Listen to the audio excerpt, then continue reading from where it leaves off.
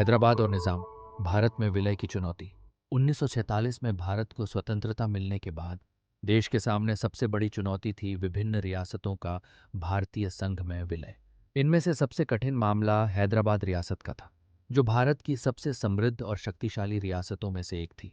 हैदराबाद रियासत की स्थिति हैदराबाद लगभग 12 लाख वर्ग किलोमीटर में फैला हुआ था और यह क्षेत्रफल के लिहाज से तत्कालीन भारत की सबसे बड़ी रियासत थी। यहाँ के शासक निज़ाम मीर उस्मान अली खान थे, जो हैदराबाद के 7वें और अंतिम निज़ाम थे। निज़ाम ने भारत में विलय से इनकार कर दिया और खुद को एक स्वतंत्र शासक घोषित करने की कोशिश की। उनकी योजना थी कि वह या तो एक स्वतंत्र राष्ट्र के रूप में शासन करें या फिर पाकिस्तान के साथ गुप्त संधि करके भारत के खिलाफ एक अलग रुख अपनाएं। हालांकि हैदराबाद की स्थिति अनोखी थी। ये भारत के बीचों बीच स्थित था और इसकी कोई सीधी सीमा पाकिस्तान से नहीं जुड़ती थी। निज़ाम और पाकिस्तान के साथ संबंध। निज़ाम ने पाकिस्तान के साथ गुप्त संबंध स्थापित किए और वहां से आर्थिक व सैन्य सहायता भी प्राप्त की। उसने 20 करोड़ रुपए की मदद पाकिस्तान को भेजी, जिससे भारतीय सरकार नाराज थी। इसके अलावा उसने अपनी निजी सेना रजाकारों को बढ़ावा देना शुरू कर दिया। रजाकार आंदोलन और अराजकता। रजाकार एक अर्धसैनिक संगठन था, जिसका नेतृत्व कासिम रजवी कर रहा था। इसका मुख्य उद्देश्य था हिंदू आबादी को दबाना और निज़ाम के शासन को बनाए रखना। रज़ाकारों ने हैदराबाद में हिंदुओं पर अत्याचार किए, जिससे वहां हिंसा और अस्थिरता बढ़ गई।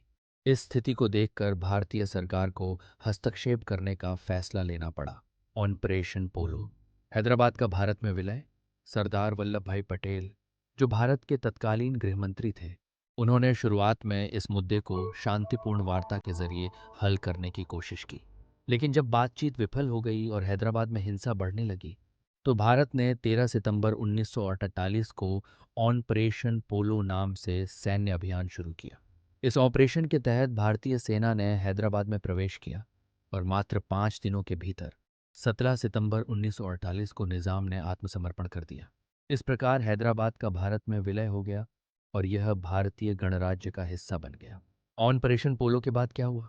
निज़ाम को राज प्रमुख के रूप में नाममात्र की सत्ता दी गई, लेकिन बाद में 1956 में हैदराबाद को पूरी तरह भारतीय संघ में मिला दिया गया। रजाकार संगठन को भंग कर दिया गया और कासिम रजवी को गिरफ्तार कर लिया गया।